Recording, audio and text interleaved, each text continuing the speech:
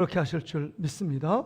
우리 신년 감사 예배 오늘 주시는 말씀은 변화를 기대하라 라는 제목입니다. 한번 따라 합시다. 변화를 기대하라. 그 새해를 행하실 여호와를 기대할 때 변화를 기대하는 것입니다. 여러분, 신년이 됐고 새해가 되었습니다. 여러분 안에 이런 마음의 소원이 있을 거예요. 올 한 해 반드시 내가 이루어 놓고 싶을 꿈과 또 소원이 있을 겁니다.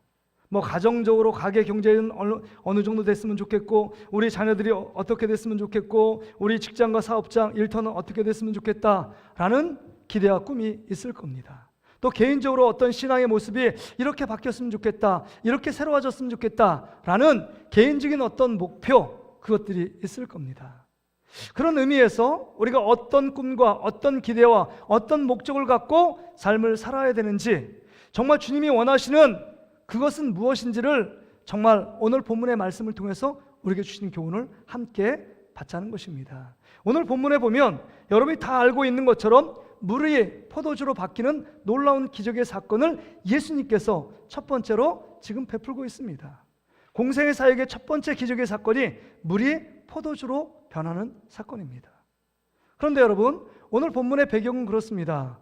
결혼식이 있었습니다. 그래서 예수님의 어머니 마리아와 그 다음에 예수님과 제자들이 그 안에 하객으로 초대를 받았습니다. 한창 기쁨과 즐거움 가운데 들썩이고, 결혼식은 가장 최대의 기쁨의 날 아닙니까? 그런데 그 안에 엄청난 기쁨 안에 여러분 위기가 발생했습니다. 문제가 일어난 것입니다. 그 안에 포도주가 떨어진 것입니다. 우린 추측해 볼 수 있습니다. 하객이 200명 정도 예상했는데 250명이나 300명이 왔으면 여러분, 이 혼주가 그 예식을 진행할 때 한 200명 분의 포도주를 준비했는데 더 많은 포도주가 필요했던 겁니다. 그런데 갑자기 포도주를 어디서 준비할 수 있습니까? 준비할 수 없어요. 요새 뭐 슈퍼라든지 아니면 뭐 포도주 와인바를 가서 사올 수 있겠지만 그 당시는 전혀 불가능한 일입니다. 여러분, 이것은 이런 것과 비교될 수 있는 겁니다. 확 들어오는 건 여러분이 결혼식을 우리 자녀들이 결혼한다 그러면 결혼식을 준비했을 것 아닙니까? 그 다음에 여러분 예약금 낼 때 몇 명이 정도가 올 겁니까? 200명 아니면 50명 들어서 50명까지 이렇게 다 추가할 수 있습니다. 근데 250명이 와야 되는데 500명이 왔다고 생각해 보세요. 여러분, 난감하지 않겠습니까? 그런데 문제는 지금 참여하고 있는 사람들 중에 식사를 못할 뿐만 아니라 앞으로 지금 찾아올 하객들도 식사가 모자랍니다. 식사를 준비할 수 없습니다. 이런 상황이 되면 여러분이 부모 입장에서 혼주의 역할을 감당하고 있다면 여러분 참 그 하객들에게 결례를 행하는 것이고 하객들에게 정말 예의에 없는 행동을 하고 있는 것입니다.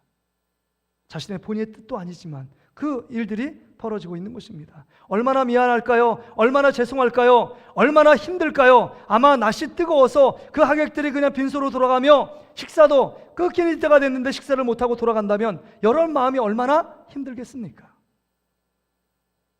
그게 지금 이 포도주가 떨어진 건 그것과 더하면 더하지 여러분 못하지는 않습니다. 이런 상황 가운데 있어요. 결혼식의 위기가 찾아온 것입니다. 결혼식에 엄청난 문제가 생긴 것입니다. 이럴 때 이 문제를 해결할 예수님께서 물을 포도주로 만드는 놀라운 사건을 통해서, 기적을 통해서 이 문제를 해결하고 그 모든 위기를 다시금 기쁨으로 회복시켜 주셨습니다. 그런데 여러분, 여기서 생각할 것이 있습니다. 예수님이 첫 번째 그 기적을 물이 포도주 만드는 이 사건을 왜 처음으로 하셨을까? 제가 이 말씀을 준비하면서 생각을 계속했습니다. 아니, 예수님의 그 기적이 7번의 기적 사건이 연이어 파노라마처럼 일어납니다. 근데 첫 번째는 중요하잖아요. 신년이 중요하잖아요. 이 2024년 여는 첫 번째 주일 어떤 마음과 어떤 자세와 어떤 믿음으로 나가는 것 너무 중요하잖아요. 근데 이 첫 번째 사건이 정말 수많은 사람들에게 더 충격과 도전과 어떤 파장을 일으키기 위해서는 더 자극적인 것 할 수도 있었잖아요. 예수님은 능히 할 수 있습니다. 죽은 자를 살리는 사건이 첫 번째 기적 사건이라면 수많은 사람들이 그 입소문을 타고 더 예수님께 집중할 수 있었을 것입니다. 아니면 불치병자, 문둥병이나 또한 엄청난 질병 가운데서 도저히 인간의 의학으로 고칠 수 없는 병자를 벌떡벌떡 일으켜 세웠다면 이것이 첫 번째 기적이었다면 예수님을 더 많이 주목하지 않았겠습니까? 더 예수님을 보기 위해서 더 많은 사람들이 모이지 않았겠습니까? 아니면요, 오병이의 기적처럼 굶주린 사람들, 못 먹고 헐벗는 사람들을 위하여 여러분 그 떡을 나눠주며 그 없는 것 가운데 있게 하시는 예수님의 오병이의 기적을 그때 첫 번째 기적으로 베풀었다면 어떻게 되겠습니까? 아마 발칵 뒤집어졌을 겁니다. 왜요? 인간의 모든 관심은 먹고 사는 문제 아닙니까? 먹고 사는 문제를 예수님께서 첫 번째 기적으로 해결해 주셨다면 많은 사람이 열광했을 겁니다. 주님만 딱 붙어 있지 않았겠습니까? 그런데 왜 유독 물이 포도주로 만든 이 변화의 기적을 첫 번째로 예수님께서 행하셨을까 하는 것입니다. 그래서 저희 가정이 그 목장을 했다 그랬잖아요. 목장 이름이 그 담임 목사님이 딱 지어줬는데 우리 목장을 하는데 어떤 이름이 좋을까요? 그러니까 그 담임 목사님이 하시는 말씀이 가나 목장으로 하십시오. 근데 초콜릿 이름이 가나였거든요. 그래서 나는 이 가나라는 지명이 몰랐어요. 그때 처음 하니까 무슨 초콜릿 이름을 가나로, 쉬운 이름이지만 가나 목장이 뭔가 너무 흔하다, 너무 임팩트가 없다, 그런 생각했는데 요한복음 2장에 보니까 가나 혼인잔치 기적이 나오는 거예요. 그 목사님이 뜻을 갖고 집사님 가나 목장으로 하십시오. 가나 목장을 했잖아요. 그 이름 그대로 엄청나게 번창을 했습니다. 한 50명, 목부 1명을 두고 목장을 했으니까요. 근데 여러분, 저도 개인적으로 이 혼인잔치, 가나라는 지역 또한 첫 번째 이 기적 사건이 저에게도 의미는 남다릅니다. 근데 여러분, 여러분에게 주는 의미가 있을까요? 목사님 무슨 말씀 하시려나? 저는 이 말씀을 통해서 우리가 첫 번째 왜 이런 기적, 물이 포도주로 변화를 시키는 이 기적이 첫 번째 위치하게 했고 왜 예수님께서 첫 번째 기적을 베풀어 놓으셨을까? 이건 분명한 의도와 목적이 있는 것입니다. 변화입니다. 변화. 여러분, 이 화학적인 변화는 물리적인 변화보다 더 어렵습니다. 물이 어떻게 포도주가 됩니까? 여러분 생각할 때 물이 기름으로 바뀔 수 있나요? 바뀔 수 없습니다. 물과 기름을 섞일 수 없습니다. 화학적인 모든 반응의 원소들이 다릅니다. 그러기에 포도주가 물도 될 수 없고 물이 포도주가 될 수 없습니다. 갑자기 물이 포도주가 조금만 있어 포도주로 변한다면 물이 너무 귀하게 여겨질 겁니다. 물이 포도주 되기 전에 물을 마셔야 될 겁니다.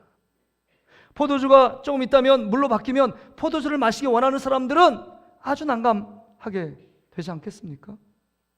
물이 포도주로 바뀌는 건 이 화학적인 변화는 전혀 있을 수 없는 일이고 불가능한 일입니다. 그럼에도 불구하고 우리 예수님이 물을 포도주로 만드는 이 변화의 사건을 맨 앞자리에 첫 기적의 사건을 놓은 데는 분명한 이유와 목적이 있는 것입니다. 우리가 예수 그리스도를 믿는 우리들 안에 주님이 가장 기뻐하시는 것은 삶의 변화입니다. 생각의 변화, 행동의 변화, 삶의 변화, 우리 신앙의 변화를 요구하고 계시다는 것입니다. 그렇다면 여러분, 이 오늘 본문을 통해서 우리에게 정말 가장 큰 변화는 어떤 변화를 예수님께서 우리에게 요구하고 계신가 하는 겁니다. 오늘 본문을 보세요. 지금 물이 포도주가 됐습니다. 포도주가 됐는데 10절에 연회장이 신랑을 불러서 칭찬한 장면이 10절에 나옵니다. 한번 보세요. 말하되 사람마다 먼저 좋은 포도주를 내고 취한 후에 낮은 것을 내거늘 그대는 지금까지 좋은 포도주를 두었도다, 이렇게 말합니다. 그러니까 지금 이 물이 포도주로 바뀌었는데 이 포도주가 극산품, 아주 질이 최고의 질의 포도주였기에 지금 맛본 모든 연회장에 있는 하객들이 이구동성으로 신랑을 불러서 칭찬하고 있습니다. 일반적인 상식은 먼저 좋은 포도주를 내고 좀 취한 후에 질 낮은 포도주를 내도 질 낮은지 잘 모른다는 거죠. 취해 있기 때문에. 그래서 상식적으로 그렇게 습관적으로 그렇게 내는 것이 관행이고 습관이었지만 지금 처음도 좋았는데 끝이 더 좋았다는 것입니다.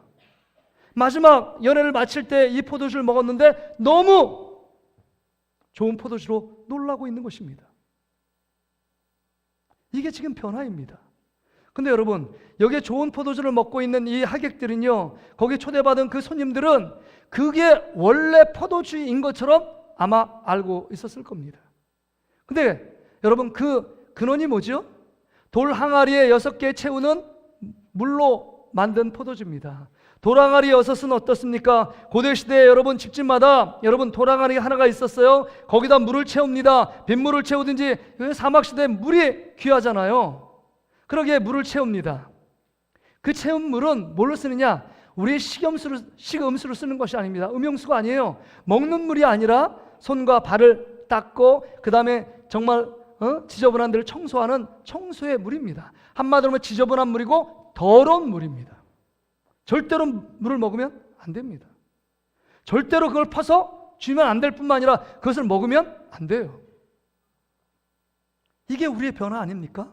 지금 예수님 말씀하는 건 너희들은 더럽고 지저분한 물이었다, 누구 하나 관심 갖지 않는 허다란 물과 같았다 라는 것을 강조하는 것입니다. 네가 예수 그리스도를 믿지 않기 전에 너는 죄악의 낙을 누리며 세상의 가운데 갇혀서 자기의 기쁜 대로 자기의 만족대로 삶을 살아갔고, 그 죄악의 싹은 결과적으로 사망과 지옥의 아랫목에 갈 수밖에 없는 존재가 너희들이었다.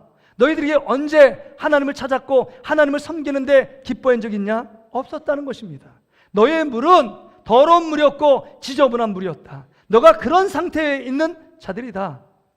그렇게 얘기하는 것입니다. 그런데 예수 그리스도를 통해서 예수 그리스도께서 변화를 시키셔서 지금 극상품 포도주가 된 것처럼 사람들에게 기쁨을 주고 사람들에게 만족을 주고 사람들이 정말 즐거움과 그 기쁨을 만끽할 수 있도록 엄청난 새로운 포도주로 바뀐 것처럼 우리가 예수 그리스도 안에 새 생명을 얻고 영원한 생명을 누리는 하나님의 자녀가 되었다고 하는 것입니다. 누구 때문이에요? 예수 그리스도 때문에. 누구의 희생 때문에요? 예수 그리스도의 십자가의 죽으심의 희생 때문에 그런 엄청난 극상품의 포도주가 된 것처럼 네가 하나님의 자녀, 하나님의 자녀의 권세를 누리게끔 되어졌다는 것입니다. 이게 엄청난 변화 아니에요? 이런 엄청난 변화를 경험했다면 너의 먼저 첫 번째 우리의 변화는 너의 관심사가 변해야 된다는 겁니다. 한번 화면을 띄워주세요. 우리의 관심사가 변해야 돼요.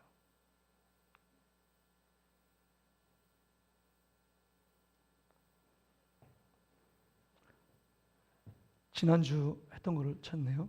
여러분, 우리의 관심이 변해야 돼요. 여러분, 이제 예수 그리스도로 말미암아 우리가 하나님의 자녀가 됐어요. 근데 예수 그리스도께 얼마나 관심이 있느냐, 이게 우리의 모습의 변화 삶의 결과 아닙니까? 우리를 살리셨고 우리를 구원하셨고 우리를 죄악 가운데 인도해서 하나님의 자녀 삼아주셨고 정말 거룩한 모습으로 하나님을 예배하며 찬양할 수 있는 자로 바꿔주셨는데, 우리의 관심은 여전히 예수 그리스도 주님의 십자가가 아니라 여전히 세상 가운데 있는 우리의 모습들을 볼 수 있습니다. 그래서 오늘 3절을 보면 마리아가 이렇게 얘기합니다. 아주 여러분 가까운 친척이었기 때문에 여러분 이렇게 얘기하는 거죠. 3절에 예수님께 포도주가 떨어진지라 예수의 어머니가 예수에게 이르되 저들에게 포도주가 없다 하니, 이렇게 얘기합니다. 지금 포도주가 떨어져서 이 혼족이 엄청난 위기가 직면했고 정말 결혼식이 여러분 실패로 돌아갈 위기에 지금 봉착해 있는 것입니다. 그러기에 지금 이 마리아가 지금 예수님께 찾아가서 이 모든 일이 성공적으로 마무리될 수 있도록, 그 다음에 이 일들이 계속적으로 기쁨과 즐거움이 계속적으로 이어질 수 있도록 이 위기, 이 어려움을 극복하게 해달라고 얘기하고 있는 것입니다. 마리아의 관심은 우리의 관심과 똑같습니다. 우리의 삶의 목적은 여러분 새해가 밝았습니다. 우리 삶의 어떤 가정과 직장, 사업장 일터의 성공을 향해 달려갑니다. 그게 나쁘다는 얘기가 아니에요. 그것만 바라보기 때문에 문제가 있습니다. 성공이에요. 성공. 세상적인 성공을 향하여 정말 쏜살같이 달려가고 있는 우리의 모습, 이겁니다. 우리의 모든 일들이 진행될 때 성공적으로 진행되고 아름답게 마무리될 수 있는 것, 그 다음에 우리 삶이 계속적으로 그 행복과 기쁨과 즐거움으로 연속적으로 이어지길 원하는 마음, 이것이 우리의 초미의 관심사입니다. 우리의 기도 제목을 보세요. 우리의 마음의 소원을 보세요. 우리 자녀들의 소원, 그 다음에 우리 직장, 우리의 사업장, 우리가 누리는 일상 속에 나의 기도 제목, 나의 바람과 소원이 어디에 있는가 하는 것입니다. 우리는 세상 가운데 치우쳐 있습니다. 세상의 만족, 세상의 기쁨, 세상의 성공에 여러분 목말라서 그것만 갈망하고 그것만 찾고 있습니다. 그러면 우리를 구원하신 예수 그리스도께 관심이 있느냐? 관심이 없어요. 예수님을 찾지 않습니다. 그리스도의 십자가를 바라보며 감사하지 않습니다. 그리스도의 십자가 바라보며 죄를 회개하지 않습니다. 그리스도의 십자가를 바라보며 주님 안에서 내가 생활하고 주님과 함께 동행하는 삶을 살겠다, 이런 마음의 결단과 각오도 없습니다. 심지어 우리의 모습은 이렇습니다. 예수님과 하나님을 이용해 먹고 싶은 마음이 있습니다. 내가 더 행복하고 더 만족하고 내가 더 잘 사는 길이고 내가 이 땅 가운데 편안한 삶을 누리기 위해서 예수님이 필요할 때 주의 전에 올라와 하나님께 기도하고 그 나의 응답, 나의 문제를 해결자로 예수님을 옆에 두고 있는 겁니다. 중요한 것은 예수님 자체, 우리 하나님 자체에 대한 관심보다는 그 예수님과 하나님이 나를 통해 일하셔서 내가 행복하고 내가 복받고 내가 즐겁고 내가 만족한 그 길에만 관심이 있습니다. 제가 너무 심하게 비약을 했나요? 제가 심하게 얘기하고 있나요? 우리의 내면 동기를 진짜 봐야 합니다. 중요한 것은 예수님의 관심과 나의 관심이 너무 동해서 서가 먼 것처럼, 만날 수 없는 것처럼 벌어진 우리의 모습들은 아닙니까? 여기 보세요. 3절에 이렇게 마리아가 부탁했는데 예수님의 관심을 보세요. 4절 보세요. 예수께서 이르시되 여자여 나와 무슨 상관이 있나이까? 지금 상관이 없대요. 나는 그것에 관심이 없다는 거예요. 이 혼례가 성공적으로 치러지지 않든 위기가 처했든 그것과 관심이 없다. 나의 관심은 딴 데 있다 라고 얘기하는 것입니다. 관심이 뭘까요? 여기 보니까 내 때가 아직 이르지 아니하였나이다. 지금 내 때가 이를 때 그것을 더 효과적으로 능력 있게 펼치는 것, 그것에 내가 온통 관심 있고 나는 그것에 올인하기 위해서 그것을 이 땅에 왔다라고 말하는 겁니다. 이때 내 때는 뭡니까? 여러분의 구원을 위하여 십자가에 죽는 그때를 통해서 하나님께 영광을 올려드리는 것, 이게 자기가 이 땅에 온 목적이라고 얘기하는 것입니다.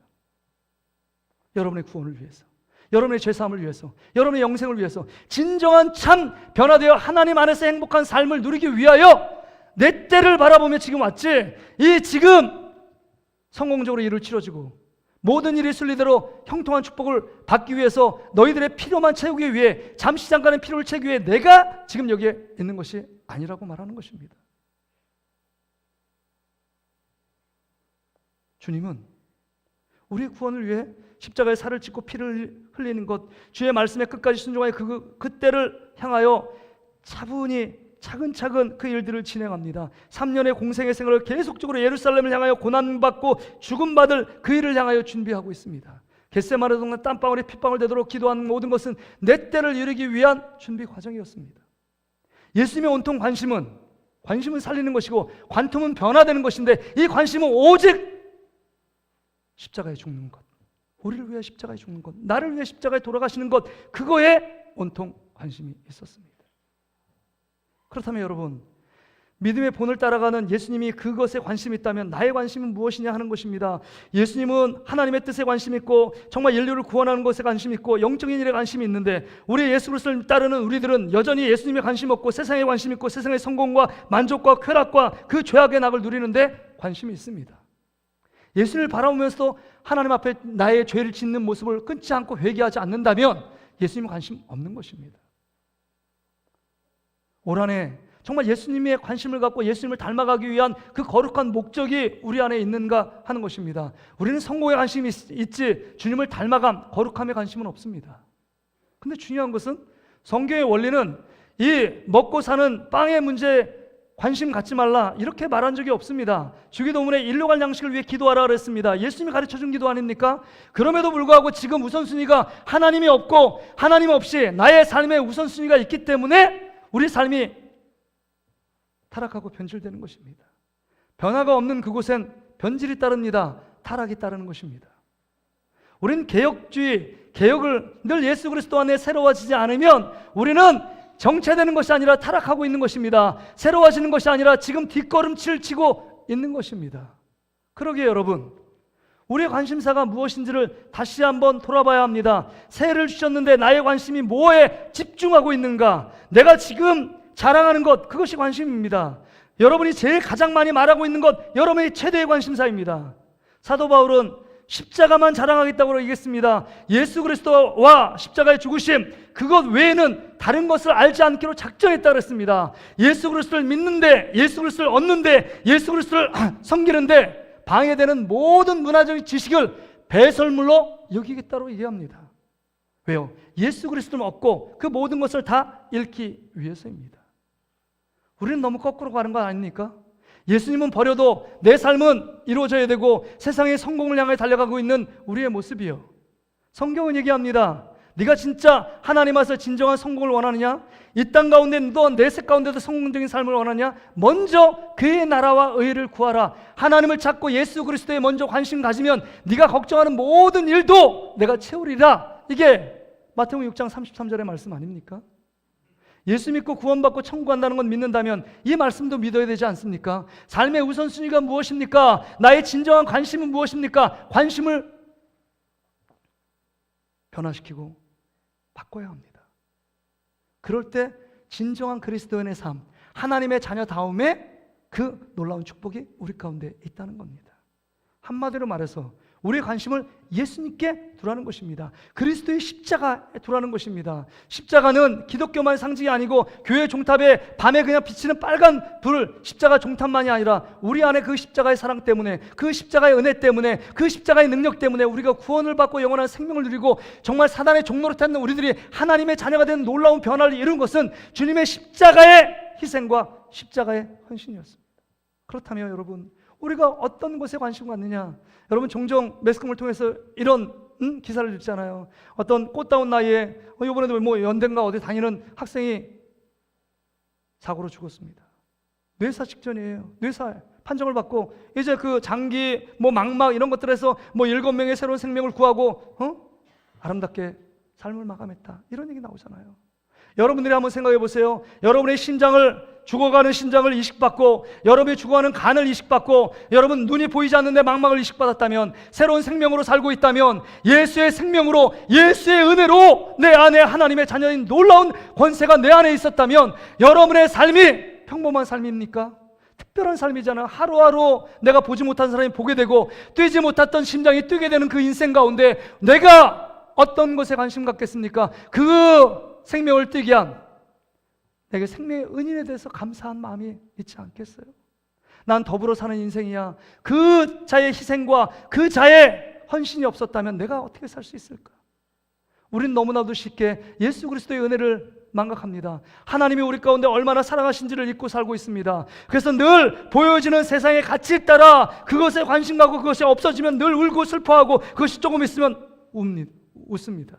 이게 우리의 인생 아닙니까? 여러분, 새해가 밝았습니다. 예수 그리스도께 집중하는 여러분 되시기를 주의 이름으로 축복합니다. 예수만 내 앞에 계시면, 예수만 소유하면 우리 삶은 주님이 우리의 삶을 보호하고 지키시고 인도하는 것 아닙니까? 여러분, 탕자의 비유가 다른 여러 가지 의미보다 둘째 아들이 왜 그 고통과 고난을 당했습니까? 자기 마음대로 살고 싶어 떠났습니다. 근데 잠시 잠깐 이후에 완전히 폭망했잖아요. 첫째 아들은 어때요? 같이 살고 있는데 아버지 마음이 전혀 없습니다. 첫째가 더 큰 문제 아니에요? 첫째, 둘째는 그걸 돌아왔습니다. 아버지 품에 잔치하면서 아마 회개의 눈물을 펑펑 흘렸을 거예요. 나 이대로 살면 안 되겠다. 거기서 주는 핵심이 뭔지 아십니까? 너희들 아버지 사랑 없으면 끝나? 아버지만 소유하고 있으면 네 모든 필요를 다 채울 수 있어? 네가 지금 추구하고 네가 관심 갖고 네가 바라보는 건 누구야? 묻고 있는 것입니다. 아무리 교회 생활하고 하나님 앞에 예배를 드려도 정말 예수 그리스도 없이, 하나님 없이 예배 드리고 기도하는 사람들이 너무 많다는 것입니다. 나의 행복, 만족을 위해서 예수님이 필요하세요? 하나님이 필요하세요? 그건 여러분, 주님을 그 자체를 섬기고 믿는 것이 아니라 주님을 이용하고 있는 것입니다. 내가 먼저죠. 내가 신입니다. 하나님 예수님이 하수인이 된 것입니다. 여러분, 우리의 관심이 뭐예요?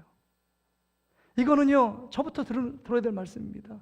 한 해 내내 동안 나의 관심은 무엇일까? 내가 정말 주님을 소유했다면 이 모든 것을 소유하고 주님 한 분만으로 충분하다라고 말했기 때문에 말하며 살아가며 그렇게 말하고 있지만 우리의 실상은 주님 한 분만으로 부족하기 때문에 세상을 추구하고 세상을 추구하며 살아가는 우리의 모습들 아닙니까? 목사님, 아니에요. 세상으로 그래도 어느 정도 돈도 있고 다 채워줘야 예수님의 영광이 드러날 거 아닙니까? 이렇게 말씀하고 싶은 분도 있을 겁니다. 중요한 것은 제가 물질이 소용없다, 이 땅 가운데 잘 사는 게 소용없다, 그 말이 아니라 이 안에 하나님 없는 물질, 하나님 없는 잘삼, 하나님 없는 이 땅의 행복, 이것을 추구하며 나가고 있는 우리의 생각들, 우리의 행동, 우리의 가치관, 그것을 끊지 않으면 우리는 여전히 예수 안 믿는 자처럼 살 수밖에 없습니다. 우린 벌써 여러분이 받아야 될 복을 엄청 먼저 받았습니다. 하나님의 자녀의 권세, 정말 지옥의 문을 닫고 천국이라는 엄청난 축복을 이것보다도 영생의 축복을 받는데 더 큰 축복이 뭐가 있겠습니까? 우리는 늘 부족하다고 얘기해요. 영생의 축복보다 죽게 된 영원토록 죽게 된 인생이 영원토록 살게 된 것, 그것보다 더 큰 축복이 어디 있습니까? 그 안에 예수의 축복 아닙니까? 예수 안에 있는 자가 누려야 될 축복 아닙니까? 여러분, 그러기에 내가 지금 무엇에 관심 있고 무엇을 추구하고 무엇을 찾고 무엇을 갈망하고 있느냐? 이것이 여러분의 관심사입니다. 바라기는 여러분의 관심이 예수 그리스도와 십자가에 두는 저와 여러분 되시기를 주의 이름으로 축복합니다. 그러면 이 모든 것을 여러분에게 채우십니다. 바뀌어야 됩니다. 변화해야 합니다. 예수. 한번 따라합시다. 예수. 예수. 예수. 예수밖에 없어요. 뭔가 고난이 찾아오면 예수님밖에 없지. 그래서 이렇게 내 안에 예수 그리스도가 있는 자, 이제 관심을 예수께 두는 자는요, 삶이 두 가지 변화가 있어요. 오늘 본문에 보니까 이제 우리가 서 있는 자리가 바뀝니다. 서 있는 자리가. 오늘 본문에 보면 두 부류의 사람이 있잖아요. 정말 거기 결혼식 보면 앉아서 먹는 자들이 있고 서빙하는 자들이 있잖아요. 그릇도 다 먹은 그릇 치우고요, 그 다음 없는 거 리필해주는 서빙하는 자들이 있잖아요. 두 부류가 있잖아요. 혼례. 그러니까 여러분은 어디에 있느냐 하는 겁니다. 근데 이게 첫 번째 기적, 물을 포도주로 만드는 놀라운 기적 사건은 거기에 있는 모든 하객들이 경험한 기적이 아니었습니다. 이게 주안점이에요. 예수 그리스도 행했던 몇 명의 소수만이 이 놀라운 하나님의 기적을 경험했다는 것입니다. 어떤 자가요? 서빙하는 자가, 서서 섬기는 자가 하나님의 놀라운, 예수 그리스도의 놀라운 기적을 경험한 축복의 주인공들이었다는 것입니다. 앉아서 먹는 자는요, 그 극상품 포도주를 보면서 이 포도주가 어디서 났는지, 허들의 물, 더러운 물에서 만약에 변화된 걸 알았다면 그들이 마셨을까요? 저 항아리에서 물 퍼온 겁니다. 그럼 누가 한 명이라도 그 말을 했다면 먹는 사람은 없었을 거예요. 그 기적은 물떠온 하인들을 알더라 라고 그랬습니다. 9절 말씀을 보세요. 연회장은 물로 된 포도주를 맛보고도 어디서 났는지 알지 못하되 물떠온 하인들은 알더라. 연회장이 신랑을 불러, 이렇게 얘기했잖아요. 물떠온 하인들이 축복을 경험합니다. 그러니까 여러분이 예수 그리스도 그분을께 관심 갖고 그분을 소유하며 살아간다면 여러분이 있어야 될 자리가 어디냐 하는 것입니다. 2024년 섬김이들이 임명됐습니다. 여러분의 자리는 섬김받는 자리가 아닙니다. 섬기는 자리입니다. 목사부터 시작해서 모든 사람은 섬기는 자리에 있어야 되고, 그 섬김받는 자리의 위치는 예수님이 있어야 합니다. 또 믿음이 연약한 우리 성도들이 있어야 합니다. 서로 섬겨주고 위로하고 손잡아주고 함께 울고 박수 쳐주고, 좋은 일 있으면 박수 쳐주고요, 시기하지 말고 막 박수 쳐주는 거. 세례요한처럼요. 예수님은 드러나고 나는 떨어져도 상관없다. 나는 신랑이 정말 기뻐할 때 박수 치며 내가 하객으로 서 있겠다. 이것이 세례요한의 위치 아니었습니까? 우리가 서 있는 곳이 어디 있습니까? 우리는 문제는 늘 섬김받고 사랑받고 인정받고 칭찬받고 스포트라이트를 받는 그 자리에만 관심을 갖고 집중합니다. 근데 주님이 관심 갖는 자는 섬기는 자리입니다. 아무리 사회적 위치가 높아도 가진 게 많아도 배운 것이 많아도 섬기는 자리에 쓴 그 자를 하나님께서 관심을 갖고 있는 겁니다. 그래서 여러분, 우리는 지금 어느 자리에 있느냐 하는 것입니다. 섬김의 자리, 사랑하는 자리, 위로의 자리, 덕을 세우는 자리, 정말 하나님을 높이는 예배의 자리, 이게 섬기는 자리 아닙니까? 하나님을 섬긴 거, 워십이라는 거 하나님을 섬긴다는 뜻이에요. 절하며 주님을 섬긴다는 뜻입니다. 기도, 여러분 하나님께 주님 앞에 기도로 섬기는 것 아닙니까? 안나 시몬이 80이 넘었습니다. 마지막 죽음의 임종 직전에 마음의 소원을 주잖아요. 안나 시몬 그 선지자가 예수님을 마지막 보고 난 다음에 너 죽겠다. 그런데 내가 할 수 있는 일 아무것도 없다 그랬는데 거기에 누가복음의 말씀에 기도로 섬긴지라. 시몬과 안나는요, 남선자 여섯 기도로 섬겼습니다. 기도도 섬김입니다. 나는 나이 많아서 섬길 수 있는 일이 없습니다. 힘이 빠져 기도로 섬길 수 있습니다. 교회를 위해 기도하고 우리 자녀들을 위해 기도하고 우리 주일학교를 위해 기도하는 것, 기도로 섬기는 것입니다. 여러분 지금 어느 자리에 서 있습니까? 근데 충격적인 일은 뭔지 아십니까? 하나님의 아들 예수님, 만왕의 왕으로 오신 예수님이 성경을 받아야 될 화려한 그 의자를 마련하고 모든 사람이 다 우리가 다 서빙을 해야 되는데 예수님의 자리가 어느 위치에 있느냐? 누가복음 22장 27절에 이렇게 말씀하고 있습니다. 여러분 한번 읽어볼까요? 시작. 앉아서 먹는 자가 크냐, 섬기는 자가 크냐, 앉아서 먹는 자가 아니냐. 그러나 나는 섬기는 자로 너희 중에 있느니라. 여기 보세요. 세상의 원리는 여러분 손님이 왕이에요. 앉아서 먹는 자가 크다 그랬습니다. 근데 주님은 어디에 있다고요? 앉아서 먹는 위치가 아니라 나는 너희들과 함께 섬기는 자로 있다라고 말해요. 이게 충격 아닙니까? 하나님의 아들 예수님은 그 안에서 화려한 의자 앞에 화려한 음식을 갖고 섬김 받아야 될 그분이 섬기는 자리에 있다는 거예요. 서빙하는 자리에 서 있다는 것입니다. 하인의 자리에 위치해 있다는 것입니다. 여러분은 그렇다면 어느 자리에 있습니까? 어느 자리에 서 있습니까?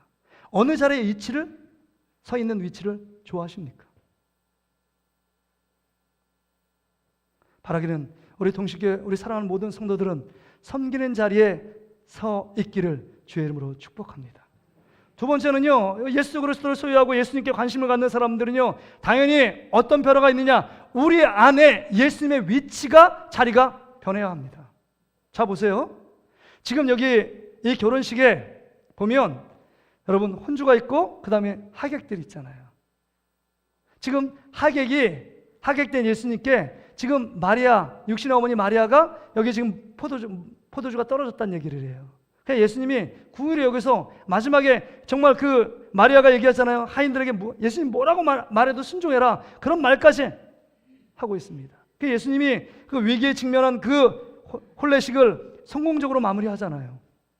근데 예수님의 위치가 손님이에요. 하객이에요. 손님은 잠깐 나의 목적을 위해서 어떤 사람을 축하해주고 어떤 사람을 위로해주기 위해서 딱 왔다가 떠나는 겁니다. 자기 집으로 가는 거예요. 이게 손님 아닙니까?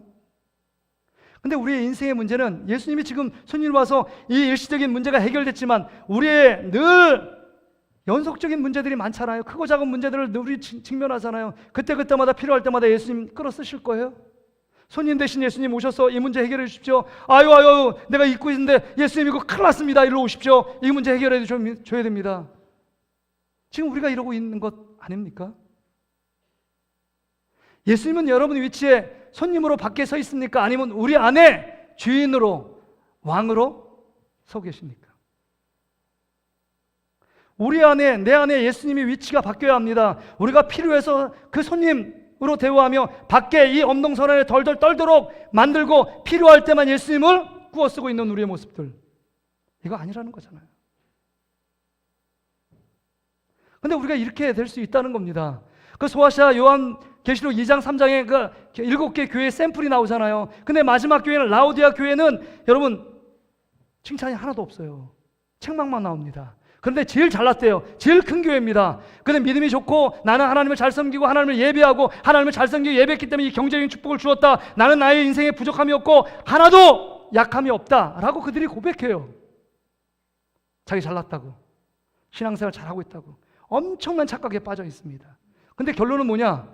예수님 없는 신앙생활, 예수님 없는 믿음생활이에요. 예수님은 밖에 세워놓습니다. 예수님이 여전히 손님이에요. 그게 요한계시록 3장 20절 말씀 아닙니까? 이렇게 책망하며 얘기하는 겁니다. 뭐라고 얘기해요? 화면을 보세요. 볼지어다 내가 문 밖에 서서 문을 두드린대요.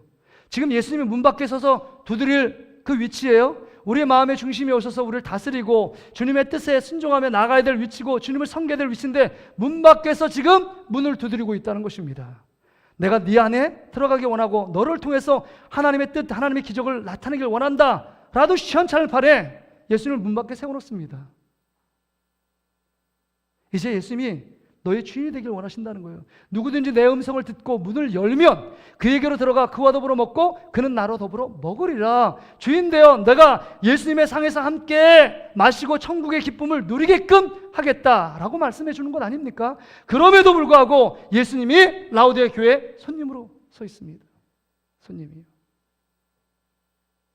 초대해야만 들어갈 수 있는 손님이에요. 예수님이 여러분을 초대해야만 들어갈 수 있는 관계이십니까? 점검해야 돼요.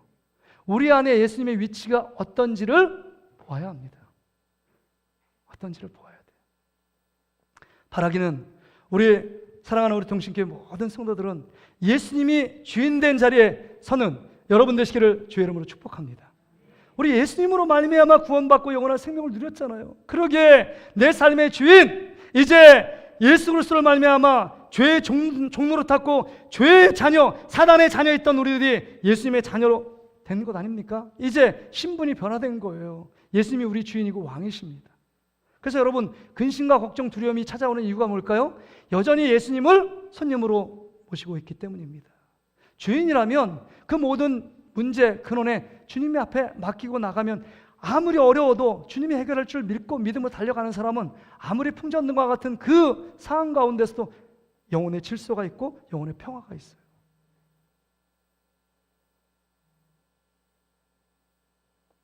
말씀을 정리합니다. 유튜브를 봤는데 어떤 목사님하고 이제 질문자가 나와서 목사님한테 이제 우리 성도들이 지금 질문하는 모든 이슈들을 골라서 목사님한테 대답을 하는 거예요. 근데 한 성도가 이렇게 질문합니다. 사회자가 물어봐요. 지금 한 해 새해가 밝았는데 새로워지길 원합니다. 새로워지길 원해요. 새로워지길 원한대요. 이제 변화되길 원한다는 거예요. 그런데 변화되길 원하는데 변화될 기대감은 없대요. 왜냐하면 예전에도 변화하길 원했지만 그런 마음을 소원했지만 여전히 바뀌지 않는 나의 모습 보며 실망했다는 거예요. 그러면 목사님, 이제 정말 새해가 밝았는데 어떤 변화를 추구할 수 있습니까? 또 변화를 기대해야 됩니까? 변화를 위해서 말씀과 기도, 힘써야 될 것이 무엇입니까? 내가 변화되기 위해서 무엇을 해야 됩니까? 이렇게 물어본 거예요, 핵심이. 근데 우리의 질문 아니에요? 우리 모든 사람의 질문? 우리는 변화되길 원하잖아요. 새로워지길 원하잖아요. 하나님의 축복받길 원하잖아요. 그러면 축복받을 그릇을 준비하든지 변화된 삶을 통해서 우리가 나가야 되는 건 아닙니까? 근데 제가 여러분에게 드립니다. 변화해달라고 힘쓰지 마세요. 노력하지 마세요.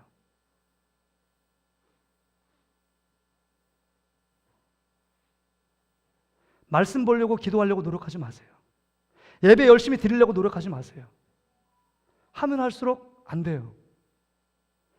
저도 죄를 이기려고 죄를 위해서 막 기도하잖아요. 그건 더 죄 짓는 저의 모습을 발견합니다. 내가 하나님 앞에 더 헌신하길 원하지만 헌신하려고 하면 할수록 사단이 악한 영들을 여러 가지를 통해서 또 그때그때 막는 저의 모습을 보게 됩니다. 뭔가 내 주체적으로 뭔가 해보려고 하니까 더 미궁에 빠지고 더 안 되는 제 자신을 발견하게 됩니다. 올 한 해 새로워지려고 노력하지 마세요.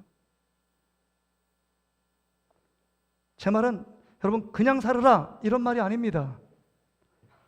못을 박으세요. 여러분의 노력으로 안 된다는 얘기를 하고 있는 것입니다. 여러분이 제가 이렇게 얘기해도 새벽 예배, 자 오늘 새해 맞았으니까 내일 1월 8일부터 새벽 예배 나올 사람 손 들어 보세요. 이렇게 얘기해도 손을 들을수도 안 나올 분들이 많아요. 습관이 안 되기 때문에. 새벽을 나와서 함을 깨우면 여러분의 삶이 변화됩니다. 잘 이것도 하나 힘듭니다. 주일 예배만 드리지 말고 주일 오후 예배 드리십시오. 그게 맞는 거 아니에요. 변화를 하면.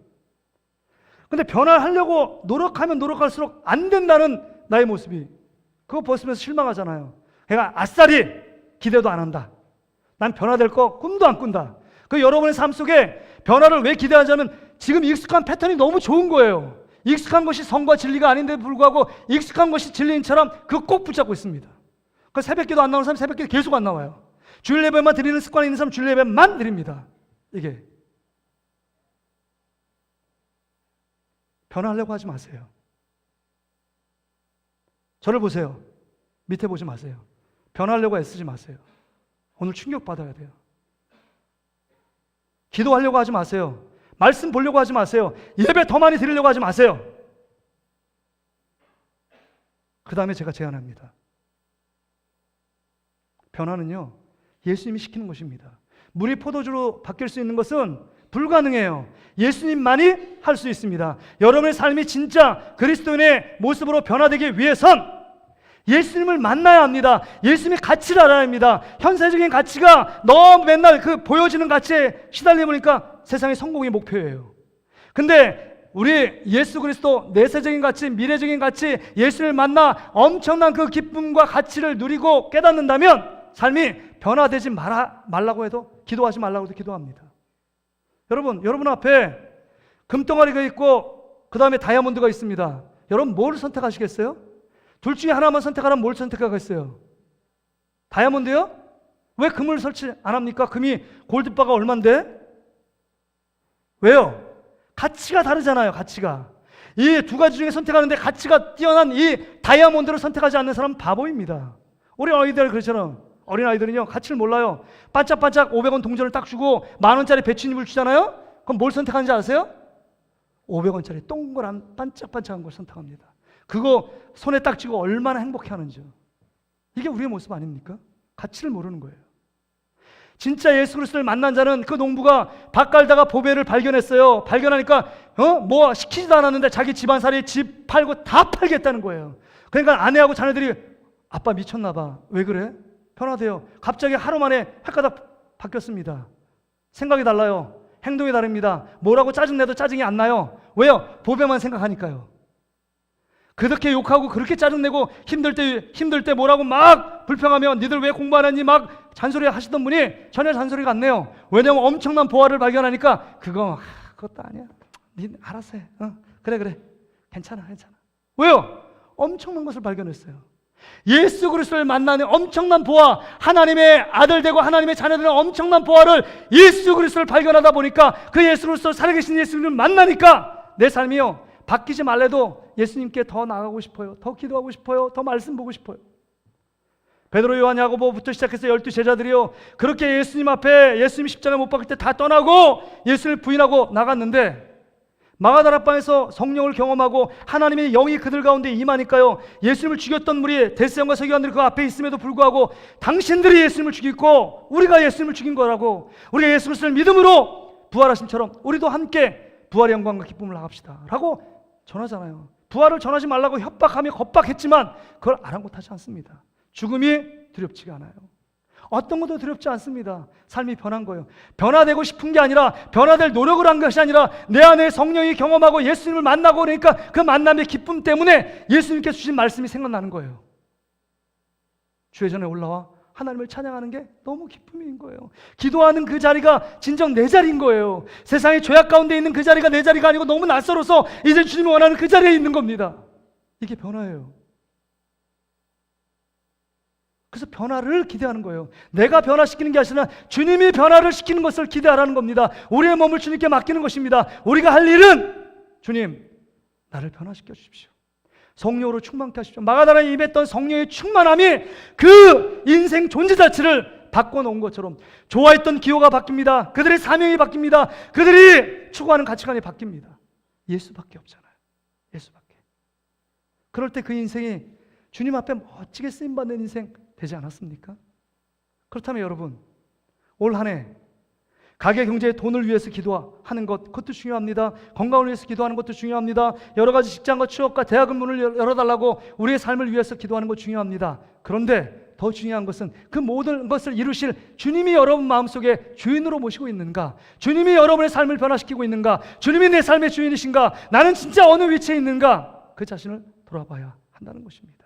오늘 그 예수 그리스도 꼭 붙잡고 살아가길 바랍니다. 여러분 고린도후서 5장 17절에 이런 말씀을 하잖아요. 그런즉 누구든지 그리스도 안에 있으면, 그냥 그리스도 안에 있으면, 주님 안에 그 주님을 향한 그 은혜 안에 딱 잡히면 새로운 피조물, 뉴 크리에이션, 새로운 피조물이 되었다고 말합니다. 이전 것은 지나갔으니 보라 새 것이 되었다. 새로운 가치관을 삽니다. 예전에 좋던 것이 좋아지지 않습니다. 예전에 사랑하고 그거 없으면 죽을 것 같은 것들이 다 배설물처럼 여기고 예수 그리스도 그분을 붙잡고 주님이 주시는 진짜 만족과 기쁨, 세상에 맛볼 수 없는 기쁨이요. 목사님 이거 세상 이런 재미 없으면 어떻게 삽니까? 그것보다 비교될 수 없는 기쁨이 내 안에 있기 때문에 달려가는 거예요. 여러분 올 한 해 주님이 여러분을 변화시키기를 원하십니다. 성령님께 여러분의 인생을 맡기며 주 앞에 나가는 저와 여러분 되시기를 주의 이름으로 축복합니다.